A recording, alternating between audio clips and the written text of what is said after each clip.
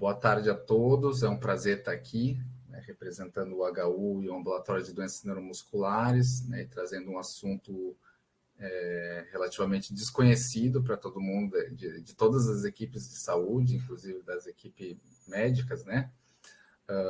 Mas me apresentando aqui um pouquinho, eu sou o Dr. André Dias de Oliveira, eu sou médico formado pela Universidade Federal de Pelotas, sou neurologista, fiz minha residência de neurologia no Hospital Governador Celso Ramos, em Florianópolis, e fiz minha subespecialização, meu R4, em doenças neuromusculares e eletroneurografia, no Hospital de Clínicas de Curitiba, da Universidade Federal do Paraná.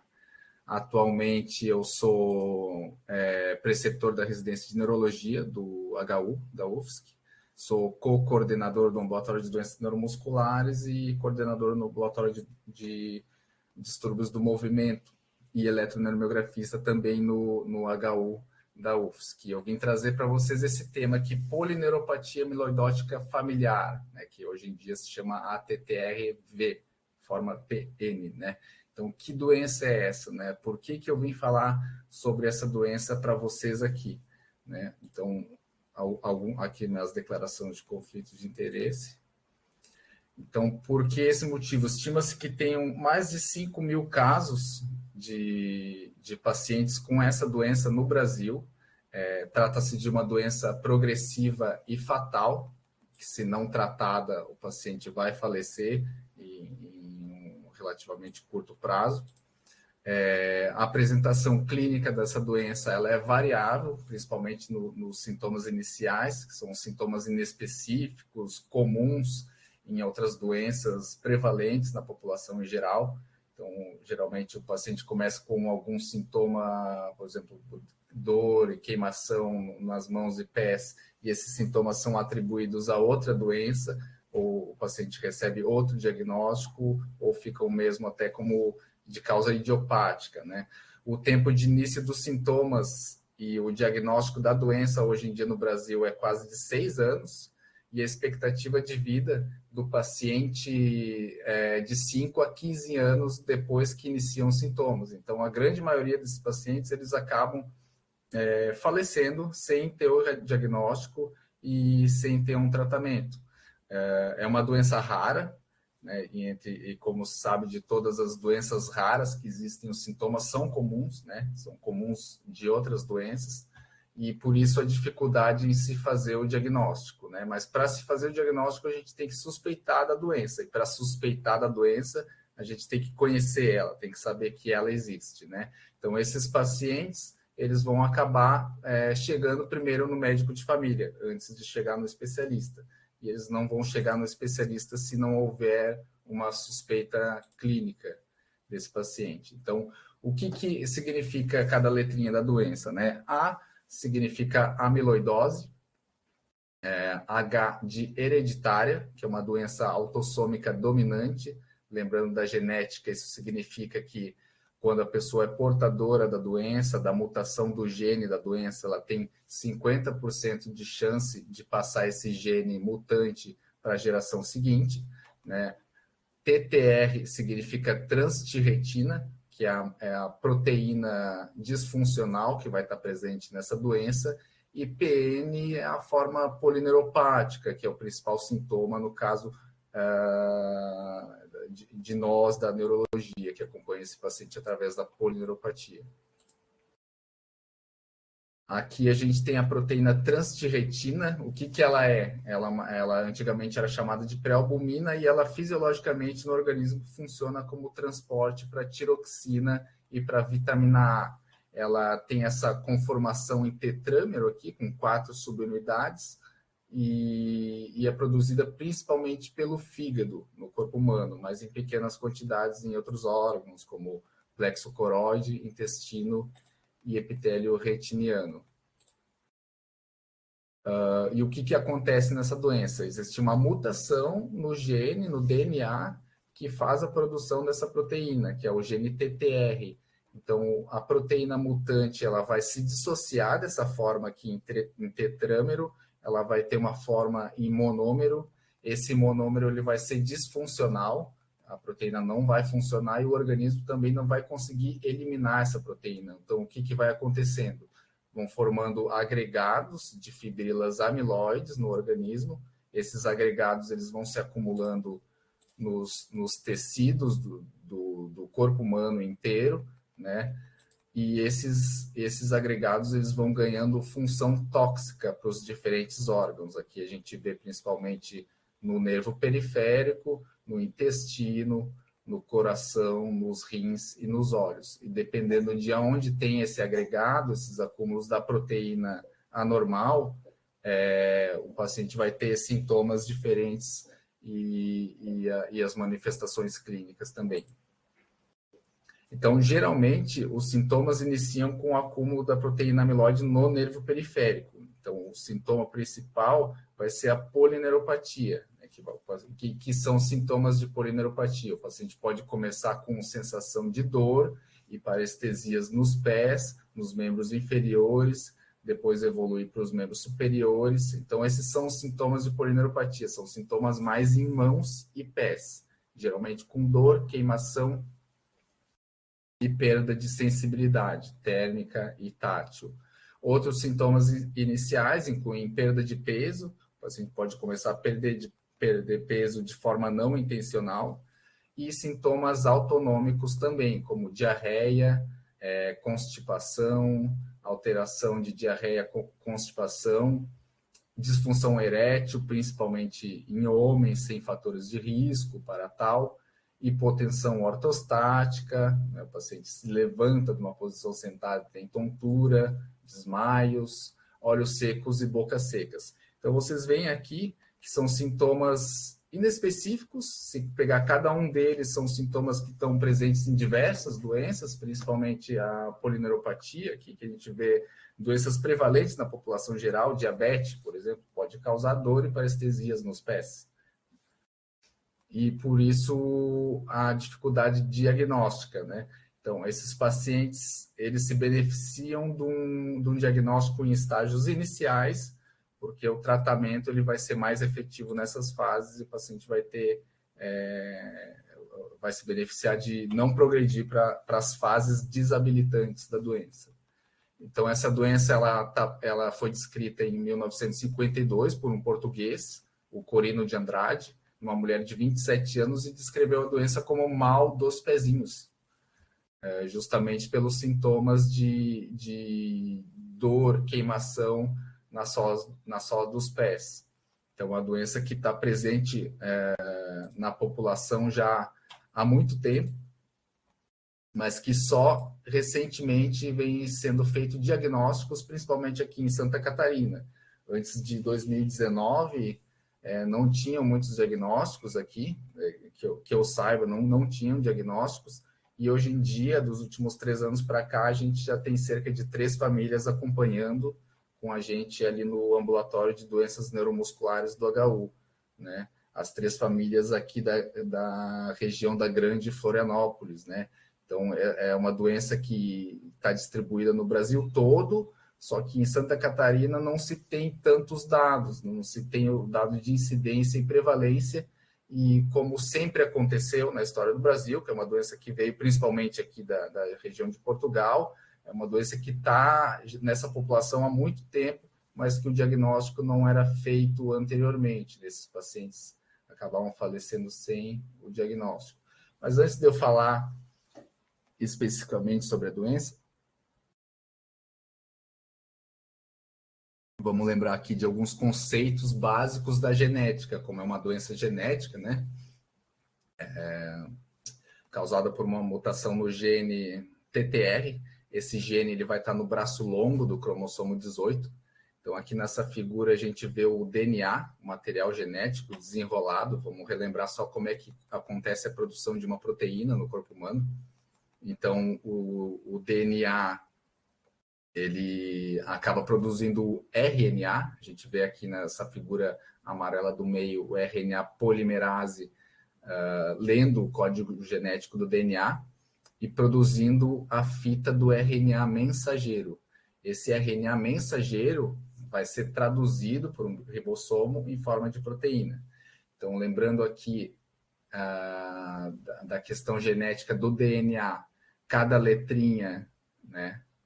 Cada letrinha é cada cadeia de trinucleotídeos, né? Forma um aminoácido, né? Cada letrinha é guanina. Vou só mostrar aqui para vocês. Então, aqui tem o RNA mensageiro sendo lido pelo ribossomo, e cada letrinha daquelas de aminoácidos de base nitrogenada vai formar um aminoácido. E esse conjunto de aminoácidos, que são lidos do material genético, ele vai formar uma proteína. Assim funciona como todas as proteínas do corpo humano. Cada uma tem um gene específico que produz ela. E como é que vai ser causada essa doença? Vai ter uma troca de alguma letrinha, vai ocorrer uma mutação em algum ponto daquele gene TTR localizado no cromossomo 18. Então, a gente vê aqui um DNA, um exemplo específico de um DNA que tem uma cadeia de trinucleotídeo, que vai produzir um aminoácido, aqui como exemplo a glutamina, que é a proteína normal desse DNA, vai ter uma troca de uma letrinha, ou seja, uma mutação de ponto, né, que no final vai provocar a formação de um outro aminoácido.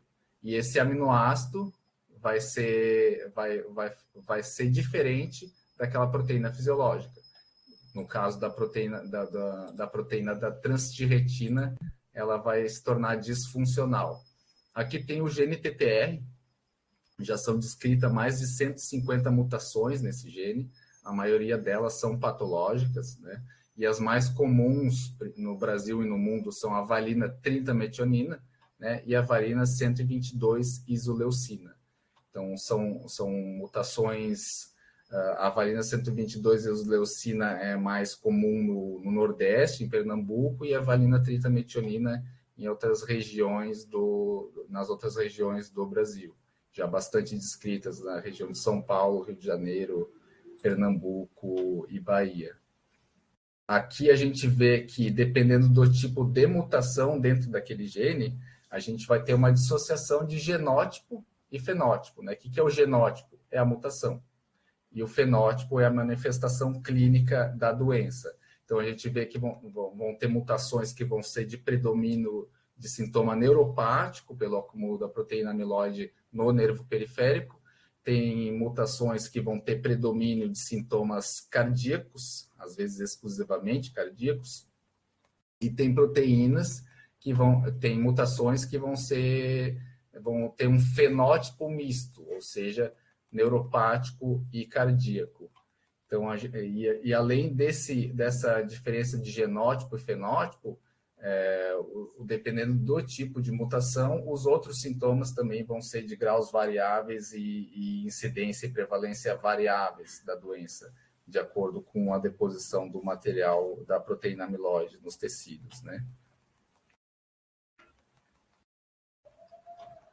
Outro conceito que a gente tem que lembrar da genética é a penetrância fenotípica. Então, a gente falou que a polineuropatia amiloidótica familiar é uma doença autossômica dominante, que tem 50% de chance de passar o gene mutado para a geração seguinte. Mas nem todo mundo que carrega o gene vai desenvolver a doença, né? Então, se chama penetrância. Então, a gente sabe que existe, além dessa variabilidade fenotípica com o genótipo, com o tipo de mutação, na mesma mutação existe uma variabilidade geográfica, ou seja, na mutação mais comum, que é a valina 30-metionina, em Portugal, 80% das pessoas que são carreadoras dessa mutação, elas vão desenvolver a doença ou vão ter a doença manifesta em sintomas aos 50 anos de idade. No Brasil, 83% aos 63 anos de idade. Já na Suécia, essa mesma mutação, ela é prevalente, ela é manifesta em doença em 11% das pessoas aos 50 anos de idade. Então, existe uma variabilidade geográfica também em relação ao tipo de mutação. É uma doença que está presente em todo o mundo, né? Tem algumas regiões endêmicas aqui, descritas inicialmente Portugal, Suécia e Japão. Nessas regiões endêmicas, a doença costuma se iniciar mais cedo, antes dos 50 anos de idade, e nas regiões não endêmicas, ela tem um início mais tardio, mas é uma doença que está presente no mundo todo, né? Outra questão aqui em relação ao início dos sintomas e o genótipo, pode existir um mesmo tipo de mutação com diferentes variabilidades fenotípicas também. Por exemplo, a valina 30-metionina. Ela pode ter um início precoce, antes dos 50 anos de idade, ou ter um início tardio, depois dos 50 anos de idade. Então, é uma doença que esse tipo de mutação ele tem 2 picos de incidência. Né? No início precoce, a média de idade do início dos sintomas é aos 33 anos de idade.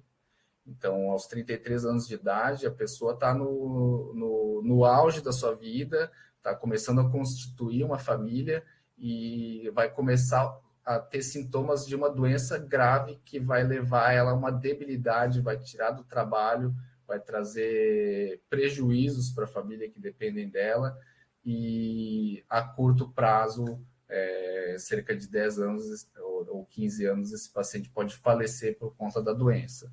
E já no início tardio, a média de início dos sintomas é entre 60 anos. Mas a gente vê que o espectro de início dos sintomas, né, pode variar dos 20 aos 90 anos.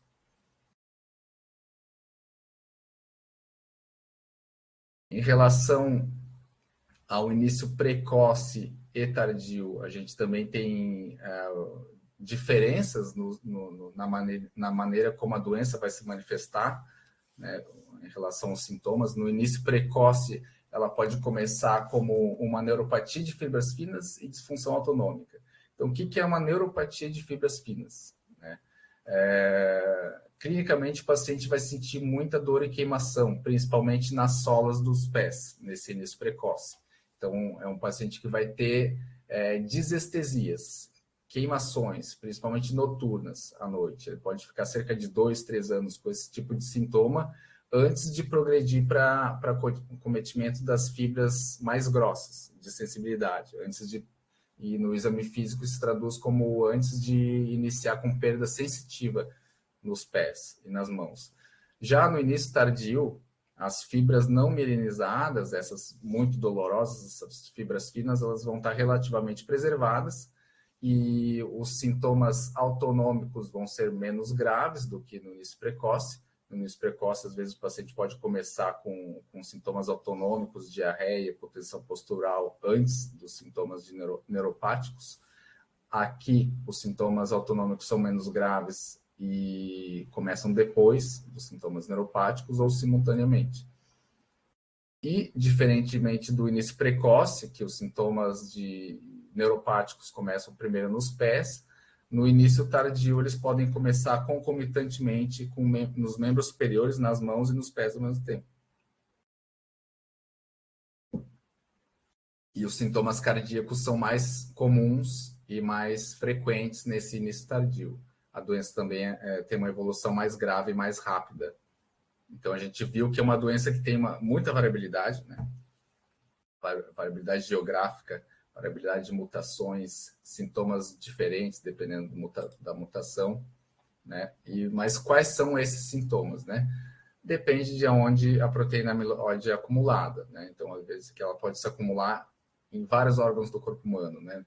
Então, elas podem provocar nefropatia, cardiopatia, sintoma ocular, sintoma ortopédico de síndrome do carpo, de estenose de coluna, manifestações gastrointestinais e polineuropatia. Então, são sintomas inespecíficos, né, presentes em muitas outras doenças, mas que tem alguns detalhes que eu vou falar aqui de cada um deles, né, para a gente começar a suspeitar mais dessa doença, né, em relação à manifestação de cada um. O principal, a polineuropatia sensitivo-motora periférica, né? Então, ela começa nas mãos e pés, com aquelas disestesias que eu disse, pode progredir para regiões proximais dos membros, né, tornozelos, regiões proximais do braço também. É uma polineuropatia que é simétrica, ou seja, os sintomas são semelhantes de um lado do corpo em relação ao outro lado do corpo. Ela é comprimento dependente. O que é isso, né? Quanto mais comprido o nervo periférico, mais afetado ele vai ser, né? E primeiro ele vai ser afetado, ou seja, o nervo periférico ele é maior na perna do que no braço, porque a perna é maior que o braço, né? Então, os sintomas geralmente vão começar primeiro distais, né, nos pés, depois vão evoluir para as mãos e depois vão evoluir para as regiões proximais. Esse é o padrão clássico. Tem uma predileção para fibras finas sensoriais e autonômicas mielinizadas e não mielinizadas. E no exame físico, como é que a gente pode detectar isso? A gente vê aqui um pé, ele começa a ficar cavo por conta da polineuropatia, esse arco plantar ele vai ficando mais proeminente. O paciente pode ter dedos em martelos. Pela redução da sensibilidade, o paciente fica suscetível a abrir úlceras de pressão, ele pode evoluir com mal perfurante plantar, infecções, né, semelhante ao paciente com diabetes descontrolado, né? Com a progressão da doença, depois dos sintomas sensitivos, começam os sintomas motores também distais, né? Então, a gente vê aqui nessa figura, o paciente começa a ter atrofia da musculatura distal, a gente vê atrofia dos músculos interósseos aqui nessa mão, né, com os tendões e ossos do metacarpo proeminentes. Destaco aqui o primeiro interósseo entre o polegar e o dedo indicador, que geralmente está bem proeminente da nossa mão. Eles começam a ficar atrofiados e cavados, né? Aqui nessa segunda figura, o médico está testando a força da dorsiflexão plantar. Então, o paciente, depois de fazer o pé cavo, de ter os sintomas sensitivos, ele vai tendo fraqueza para distal do pé, para fazer a dorsiflexão e a flexão plantar, por acometimento dos nervos periféricos. E a sensibilidade também ela vai progredindo nessas fases, né? Então, o que chama atenção é que com o decorrer do avançar da perda de sensibilidade, esse paciente vai tendo instabilidade postural, instabilidade de marcha. Então, ele vai desenvolver uma ataxia sensitiva. Uma ataxia, o que é? Dificuldade de coordenação para caminhar. Principalmente na segunda fase da doença, ele vai começar a caminhar se apoiando somente nos objetos para manter o equilíbrio, por perda da propriocepção, pelo acometimento grave das fibras sensoriais distais. Ele também pode ter uma marcha talonante ou tabética, com o pé caído, pela dificuldade de dorsiflexão do pé. Então, ele vai caminhar com o pé batendo, né? E levantando mais a perna para não tropeçar. E as dores neuropáticas também vão ficando mais proeminentes, né? Aquelas queimações, né? Com piora importante à noite. Às vezes o paciente pode ter alodínia, né? Uma sensibilidade ao toque leve, uma dor neuropática ao toque leve pelo acometimento das fibras finas. E além o diagnóstico dessa polineuropatia, como é que é feito? Pela suspeita, por todos esses sintomas clínicos que eu falei para vocês e pelo exame físico que a gente também destacou aqui, mas o exame que confirma mesmo a polineuropatia é a eletroneuromiografia, que é o estudo de condução nervosa.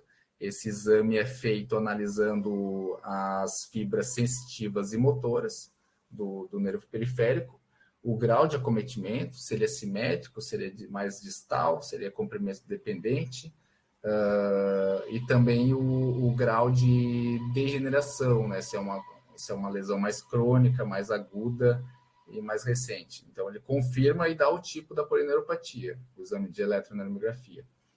Em alguns casos, também dá para fazer alguns testes para a função autonômica no nervo periférico, como o reflexo cutâneo simpático, que em fases iniciais, às vezes, pode ser a única alteração na eletroneuromiografia. E lembrando que quando tem um acometimento exclusivo de fibras finas, principalmente no início precoce da doença, quando tem só queimação sem perda de sensibilidade, a eletroneuromiografia ela pode vir normal e alterar com o decorrer da evolução da doença. Outro sintoma, um grupo de sintomas, né, presentes nessa doença são as neuropatias autonômicas, né? Então o paciente pode ter hipotensão ortostática, ele vai, aquele sintoma aqui tem uma figurinha do Netter, que o paciente se levanta da cadeira, a pressão cai, aí ele vai ter sintoma de tontura, de cabeça leve, vai ter sintoma de pré-síncope, às vezes pode evoluir para síncope, isso pela dificuldade de regulação da pressão arterial por acometimento do sistema nervoso autônomo, justamente pelo acúmulo de proteínas amiloides, né, nesse tipo de fibra nervosa. Em pacientes jovens, principalmente, que podem ter hipotensão postural, fisiológica, principalmente mulheres jovens, geralmente se faz uma taquicardia reflexa quando a pressão arterial cai e o paciente tem uma hipotensão ortostática, que geralmente acontece em dias quentes, quando o paciente se hidrata pouco e está em jejum. No caso aqui do acometimento autonômico, o paciente pode perder essa taquicardia reflexa e, além da pressão cair, ele fica bradicárdico. Então, o risco de síncope é muito maior nesses pacientes, quando essa neuropatia autonômica ela vai evoluindo. Outros sintomas de desautonomia são disfunção sexual, principalmente em homens, né? Esse é um sintoma que tem que chamar atenção, principalmente no início precoce, antes dos 50 anos de idade, se o paciente não tem fator de risco para ter disfunção sexual, como diabetes, por exemplo. Então, ele vai evoluindo com uma queixa de hipotensão sexual.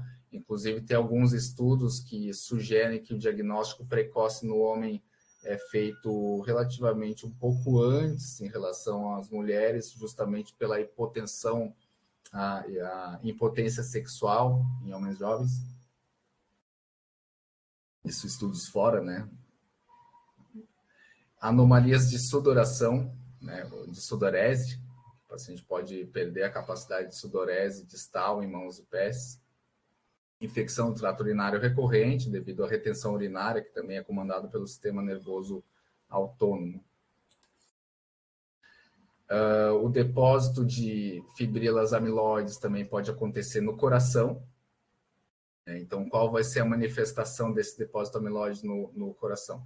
Principalmente aumento da espessura dos ventrículos, né? A gente vê aqui uma figura com o ventrículo esquerdo bem espessado, o septo interventricular bem espessado, pode ter uma hipertrofia geralmente simétrica entre ventrículo direito e esquerdo, mas geralmente é assimétrica, com o ventrículo esquerdo mais hipertrofiado em relação ao direito.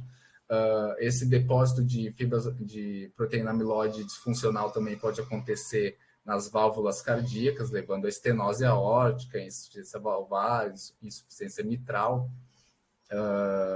Esse espessamento ele pode levar a uma insuficiência cardíaca, né? Uma insuficiência cardíaca inicialmente com fração de ejeção normal, que vai ser uma insuficiência cardíaca restritiva, né, por dificuldade de diástole, mas pode levar em fases mais avançadas à diminuição da fração de ejeção.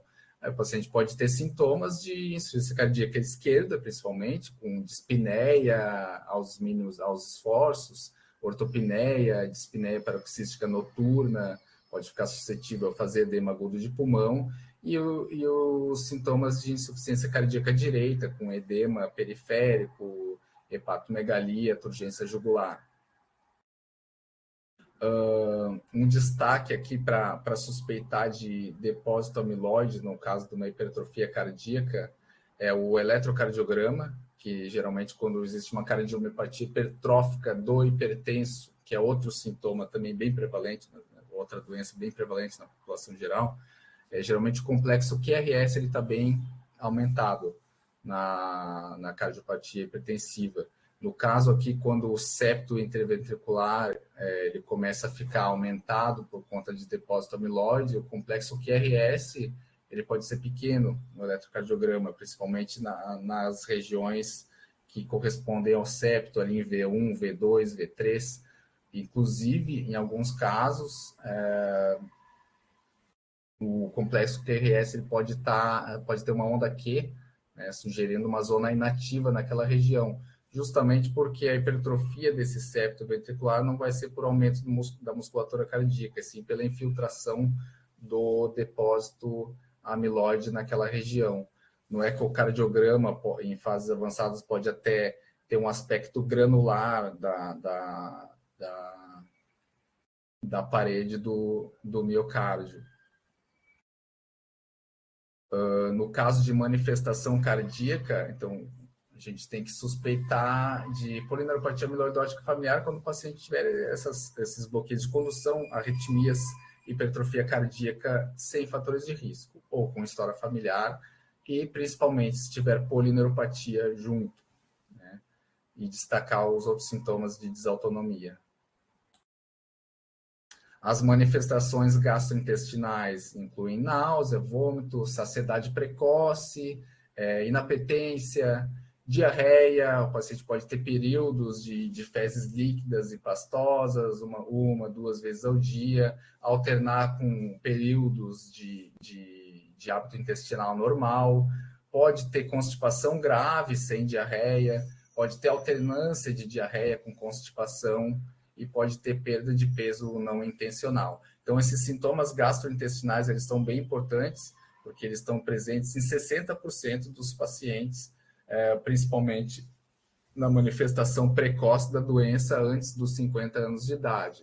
Já na manifestação tardia, eles podem aparecer depois dos sintomas da polineuropatia. Tudo isso depende do tipo de mutação também. Aqui a gente vê um paciente com amiloidose hereditária, né, uma colonoscopia com aspecto granular da musculatura lisa do cólon. Né. No microscópio, o paciente vai ter esse aspecto de depósito de amiloide, né, com essa coloração vermelha, com a coloração vermelho Congo. Então, dependendo do tipo de tecido que é avaliado no microscópio, todos vão ter esse aspecto de depósito amiloide. Outras manifestações são as oculares, né? Os pacientes podem ter aquela sensação de redução da acuidade visual à noite, né? Que são os flutuadores escuros, e ter uma acuidade visual boa durante o dia. Glaucoma, opacidade vítrea, vasos sanguíneos anormais também fazem parte dos sintomas oculares. E aqui a gente vê essa pupila, né, uma pupila fenestrada, que é bem comum nos pacientes com depósito de amiloide, né, no tecido ocular. E, além dessa pupila fenestrada, a gente vê essa linha branca aqui na volta da pupila, que é o depósito de amiloide. Né, o acúmulo de proteína nos rins pode levar a proteinúria na urina, insuficiência renal. Né? Tem alguns estudos que dizem que até um terço dos pacientes podem evoluir até com proteinúria de aspecto nefrótico, mas, em geral, essas manifestações renais elas não são tão proeminentes quanto sintomas neuropáticos e cardíacos e gastrointestinais, principalmente no estágio inicial da doença. Esse aqui é um dado bem interessante, né? Síndrome do túnel do carpo, né? Outro sintoma muito prevalente, comum na população, né, mas que pode ser de grande suspeita diagnóstica nessas doenças, né? Que os pacientes eles podem ter síndrome do túnel do carpo, geralmente anos antes de desenvolver os sintomas mais proeminentes da doença de neuropatia e cardiopatia. E tem alguns estudos que dizem que eles têm síndrome do túnel do carpo 10 anos antes de ter o diagnóstico da confirmação da mutação do gene TTR. Né? Por que acontece síndrome do túnel do carpo? Pelo acúmulo de proteína amiloide, tanto no nervo mediano quanto no retináculo dos flexores, provocando um espessamento do retináculo e favorecendo o túnel do carpo. Então, quando suspeitar da polineuropatia amiloidótica familiar que tem túnel do carpo, quando o paciente não tiver fatores de risco, clássico do túnel do carpo, quando for bilateral. Né? Quais são os fatores de risco? Né? O uso excessivo das mãos, que a gente vê bastante em cozinheiro, mecânico, pessoal que trabalha com faxina, né? Mas esses pacientes aqui, na ausência de um fator de risco clássico para o túnel do carpo, sendo um túnel do carpo bilateral com polineuropatia, a gente também tem que suspeitar da amiloidose hereditária. Outros sintomas ortopédicos por conta da proteína amiloide incluem estenose da coluna, né, pelo acúmulo de proteína amiloide nessa região, estenose do canal vertebral. Ruptura espontânea do músculo, especialmente o bíceps, né, pelo acúmulo da proteína amiloide no músculo, deixa o músculo fraco, suscetível a ter ruptura espontânea. Então, a gente vê que esse conjunto de todos esses sintomas, eles são inespecíficos, né? Mas quando que a gente deve fazer o diagnóstico diferencial? Suspeitar de que possa existir a amiloidose hereditária, por exemplo, qual que é a diferença das doenças prevalentes, né? No caso da neuropatia diabética.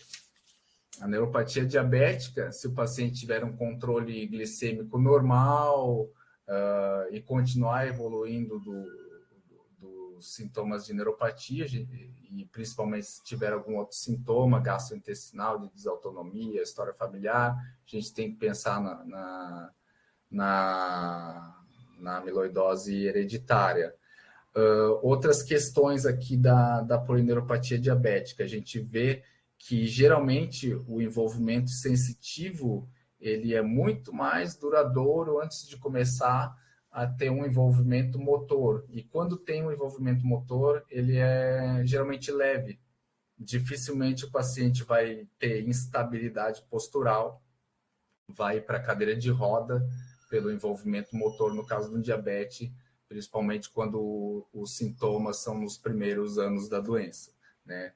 A gente que trabalha aqui no laboratório de doenças neuromusculares do HU, a gente acaba vendo alguns casos, algumas exceções, né? Mas, de regra, né, o envolvimento motor na neuropatia diabética é leve. Os sintomas autonômicos também, eles são menos proeminentes do que da amiloidose hereditária. Geralmente, para ter o paciente ter diarreia, a sensação de esvaziamento gástrico diminuído, hipotensão postural, o paciente tem que ter uma longa duração da doença descontrolada, né? Então, em fases precoces, geralmente isso não acontece no grau que acontece da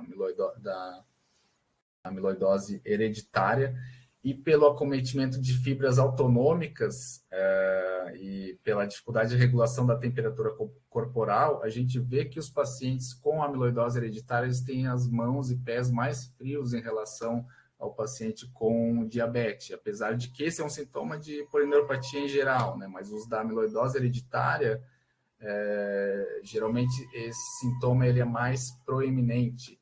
No diabetes também, os sintomas, eles, quando acometem os membros superiores, geralmente nos inferiores já tem uma evolução mais grave de sensibilidade e já tem envolvimento motor. Na amiloidose hereditária, principalmente no início tardio, por volta dos 60 anos de idade, os sintomas eles podem começar concomitante em mãos e pés, diferente do diabetes. Então, é outro dado que dá para suspeitar da doença, né?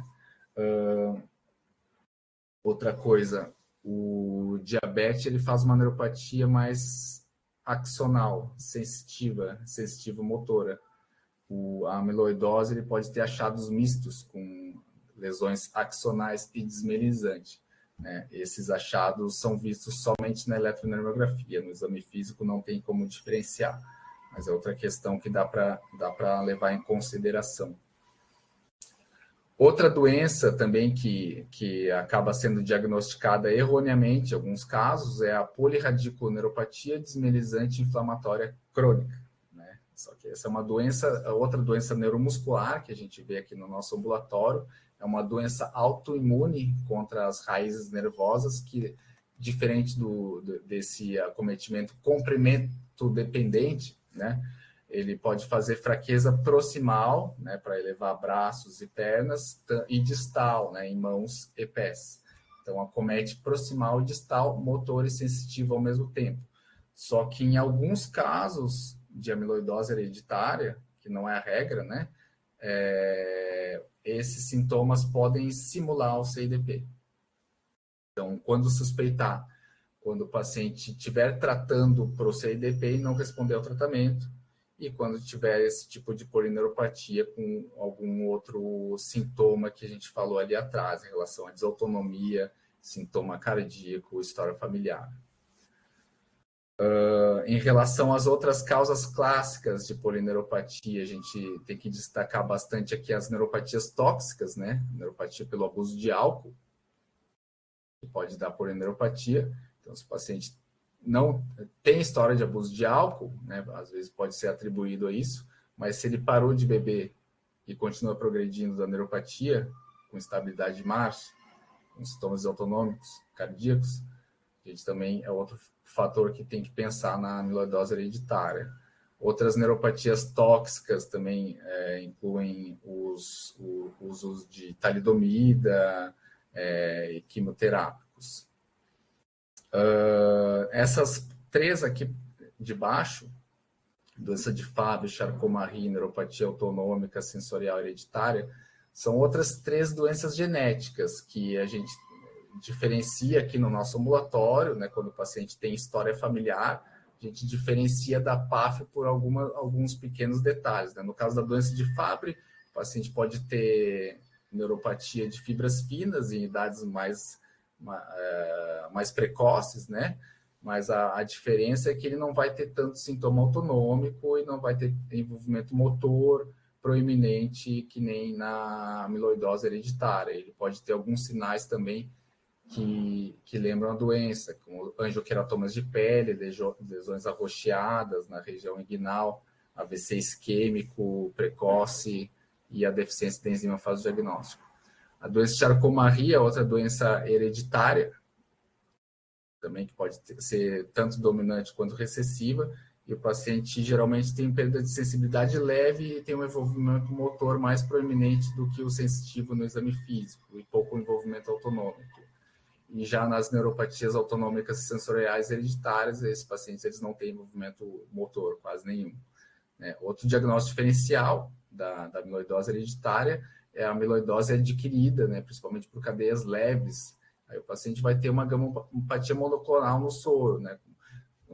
Se pedir uma imunoeletroforese de proteínas séricas e urinárias, ele pode ter proteína monoclonal, aumento de cadeias leves, kappa, lambda, e na espectrometria de massa também dá para diferenciar a amiloidose selvagem, que a gente fala da amiloidose hereditária. Então, quando suspeitar da amiloidose hereditária? Quando o paciente tem uma polineuropatia progressiva, comprimento dependente, né, no caso aqui da letra A, início precoce, letra B, início tardio. Quando na letra A, uma polineuropatia comprimento dependente ou desautonomia, mais um desses aqui. Uma história familiar, uma perda de peso não explicada, alterações cardíacas, opacidade vítrea e alterações renais. E no caso do início tardio, quando o paciente tem uma polineuropatia também sensitivo motor ou só sensitiva, comprimento dependente, ou um CIDP atípico, daqueles que a gente falou, e mais um, história familiar, perda de peso inexplicada, cardiomiopatia hipertrófica, desautonomia, síndrome do túnel do carpo, bilateral, sem fatores de risco, estenose do canal lombar, opacidade vítrea e anormalidades renais. E o que chama atenção também para a amiloidose hereditária é a rápida progressão e a falha na resposta a terapias anteriores, no caso do diabetes controlado ou num tratamento com um CIDP. O paciente continua progredindo dos sintomas. 5 minutinhos. Opa! Então, o diagnóstico, como é que é feito? Na suspeita de polineuropatia proamiloidose, né? O diagnóstico ele é feito pelo sequenciamento do gene, o gene TTR, para confirmar a mutação e se a mutação é patogênica. Então, e biópsia do tecido. A biópsia do tecido para mostrar o acúmulo de material amiloide, mas ele não é mais mandatória. Né? Já com os testes genéticos, a biópsia do tecido acaba ficando só para alguns casos selecionados, né? E uma biópsia negativa também não exclui o diagnóstico de amiloidose TTR. Então, a gente vê que é uma doença que é de difícil diagnóstico, um diagnóstico desafiador, porque os sintomas são inespecíficos, o conhecimento da doença é geralmente pouco na população de saúde em geral, É difícil do paciente chegar no especialista também, quando se tem a suspeita, né, que no caso de um neurologista, especialista em doenças neuromusculares. E outro problema também é que, às vezes, o paciente não tem história familiar. Né? Às vezes, os familiares tiveram a doença e tiveram outros diagnósticos previamente. Por exemplo, uma paciente minha, que eu fiz o diagnóstico dela aos 68 anos, ela disse que a mãe dela tinha falecido de esclerose múltipla. Né? Só que ela me descreveu a evolução da doença e não era de esclerose múltipla. Né? Que ela foi evoluindo com perda de sensibilidade, estabilidade postural, foi para a cadeira de roda, foi para a cama e acabou falecendo, né? Em um intervalo de 12 anos, mais ou menos. Então, o segmento desse paciente após o diagnóstico, ele precisa de consultas semestrais com especialista para avaliação neurológica da progressão, com scores funcionais de neuropatia, de força, de marcha, de desabilidade. Precisa ser avaliado quanto aos sintomas autonômicos, semestralmente, cardiológicos também, e oftalmológicos, nutricional. Então, esse paciente vai precisar de uma abordagem multidisciplinar. E o acompanhamento semestral também é porque esses pacientes, eles, quando começam principalmente com sintoma motor, eles progridem rápido. Então, para abordagem terapêutica, né? Inclusive para detectar necessidade de troca de terapia ou não. O Coutinho, o português que descreveu a doença, descreveu ela em 3 estágios, né? Estágio 1, quando o paciente ainda tem a habilidade de caminhar. Estágio 2, quando ele precisa de auxílio para caminhar, com uma bengala. E estágio 3, quando ele fica restrito à cadeira de roda ou na cama. Então, esse paciente, quando ele inicia com sintomas, ele fica mais ou menos 5 anos no estágio 1, 5 anos no estágio 2, até ir para a cadeira de roda. Então, eles evoluem relativamente rápido. Inclusive, nas fases mais tardias, evoluem mais rápido. E o tratamento da amiloidose, como é que acontece? A gente tem os estabilizadores do tetrâmero, daquela molécula da proteína amiloide, que é uma medicação que se liga ao receptor da tiroxina e não deixa a molécula se desdobrar em monômero e ocorrer o acúmulo de fibrilas amiloides.